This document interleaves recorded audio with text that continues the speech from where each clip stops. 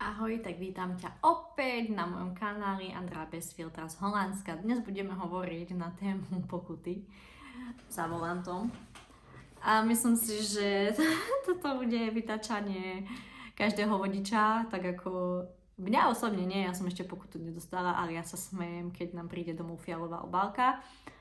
A už hovorím manželovi, že vyšla ti pokuta.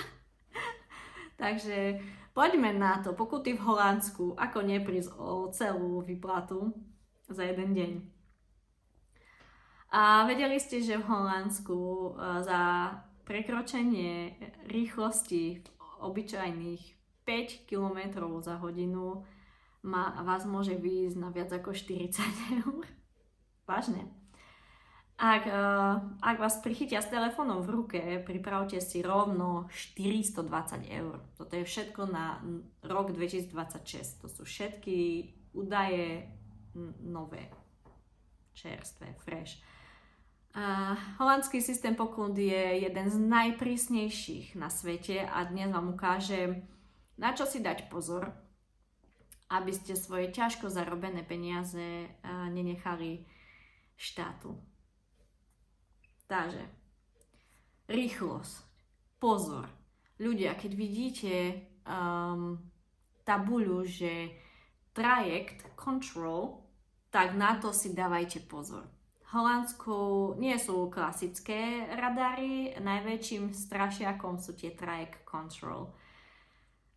Sú to úseky často na diaľniciach A1, A2, A4 a A12, kde vás kamera zosníma a odmeria vám čas vstupu a výstupu. Takže takto. Nepomôže vám ani pribrzdenie pred radarom. Ak bol váš priemer na celom úseku vyšší, pokuta vám príde domov automaticky. Takže ak vieš, že si napríklad tu je trajekt control, u nás je 100, áno, to nás merá od vstupu do tunela až po mytnú branu. Tam je 100. A potom tu máme vchus, tam je trajekt control cez more, na taký most, tam je 80. Tam väčšine ideme 80, aj niekedy tam ideme aj 60, lebo zahraniční obdivujú cez ten most, že ideme nad morom a pozerajú sa na lode alebo takto. A plus ešte tam niekedy stráviš aj 10 minút tým, pretože tam je vyklapací most a púšťajú sa lode. Zaujímavosť. Ak ti domov príde fialová obálka od úradu CJIB, tak to je pokuta. Pokutu môžeš dostať aj za poistenie za auto. Na to si tiež dávať pozor. Tu hovoríme teraz o pokutách za šoférovanie. Top pálky za priestupky, ceny za rok 2026. Holandsko každoročne zvyšuje sumy. To je pravda. Toto sú tie najbežnejšie chyby a ich aktuálna cena. Telefón v ruke. Aj na semafore. Takže dávať pozor, 420 eur. Jazda na červenú, 300 eur. Nezapnutý pás, 180 eur. Tu na nevidíte vodiča, ktorý nemá pás. Tu proste môj Patrik na Slovensku nikdy nemal pás. Nikdy. V kuse som na ňo hučala, daj si pás. Tu, jak sme začali žiť, sadne, pripúta sa. Tu proste, už to je automaticky, že sa pripúta, pretože vie, že mu príde pálka. Parkovanie na mieste pre invalidov 490 eur. Toto si tu nikto nedovolí.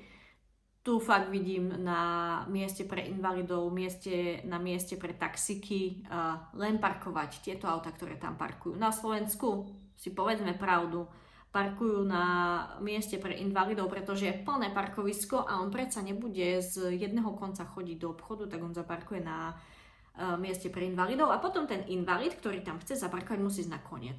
Takže ako na Slovensku ste strašne arogantní v tomto. To si povedzme pravdu, možno, že aj v Čechách. Prekročenie rýchlosti na diaľnici o 20 km o 20 km 220 eur. V obytnej zóne, tu v obytných zónach je všade 50, niekde máte aj 30. To si musíte sledovať, keď vstupujete do obytnej zóny a v obytnej zóne je to oveľa viac. Takže. Ale ku každej pokute si musíte pripočítať ešte aj administratívny poplatok za to, že vám tú obálku pošlú, je 9 eur.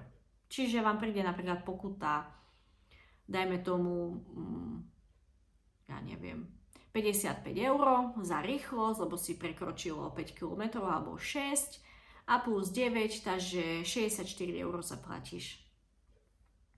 A musíš to zaplatiť. Potom ti príde dvojnásobok. A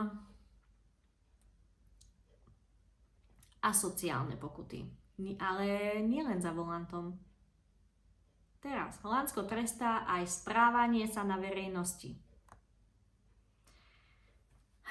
To som ani ja nevedela, že sú také vysoké pokuty, to vám poviem, lebo v živote by som toto neurobila. Pitie alkoholu na verejnosti. Kde je to zakázané? Miesta, kde je zakázané pitie na verejnosti, neviem kde sú, cca 110 eur. Močenie na verejnosti 160 eur. Trikrát si rozmysli, či budeš na verejnosti čúrať. Asi už aj ja prestanem s Eminou píšať na verejnosti. Tak ako... Vyhadzovanie odpadkov mimo koša 160 eur.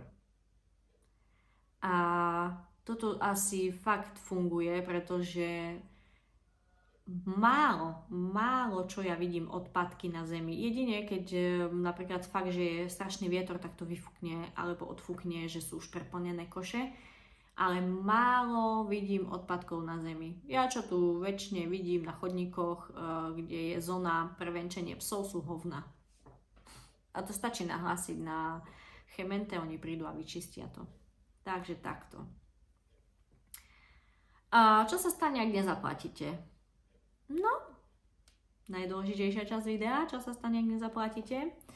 Ak pokutu z fialovej obálky ignorujete, suma sa drasticky zvyšuje.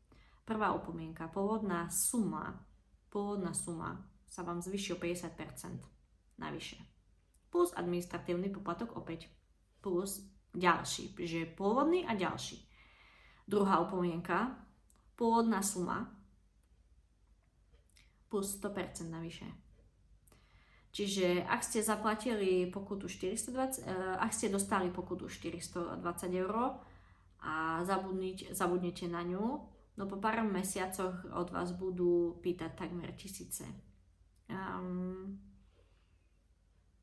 Toto viem, že je reálne, pretože náš známy prehlásoval motorku do zahraničia a v systéme sa stala chyba, že oni tú motorku ja neviem, čo sa stalo v podstate, ale ako keby bola ešte stále tu naevidovaná, popri tom už je v inom štáte evidovaná a tam má zdravotné poistenie. Tam má poistenie. No a tomu prišla pokuta za to, že nemá poistenie na motorku, ktorá tu reálne už nie je ani evidovaná, ale má zaplatiť poistenie. 592 eur. A teraz sa to rieši, pretože on to riešil a oni stále nie, že to musíte zaplatiť. Teraz mu prišla upomienka 1590 eur, že má zaplatiť, takže tretia. Čiže fakt sa s tým nesrať, pretože keď ti príde pokuta, radšej to zaplať, pretože ťa automaticky potom dajú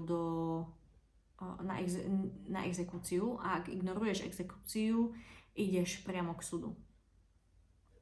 Bohužiaľ, a tam je súdny poplatok, čo ja som videla v jedných papieroch, 2510 eur súdny poplatok. Takže akože z pokuty, dajme tomu 420 eur, môžeš zaplatiť aj niekoľko tisíce eur. Takže na to si dávajte fakt pozor.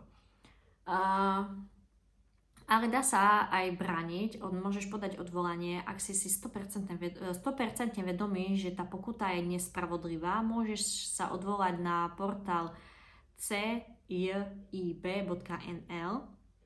sekcia in beropen chan.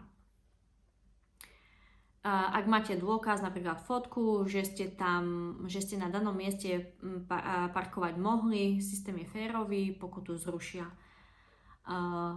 Tu sa všetko dá vyriešiť. Ak si normálny, férový, máš dôkaz na to, vyriešiš úplne v pohode.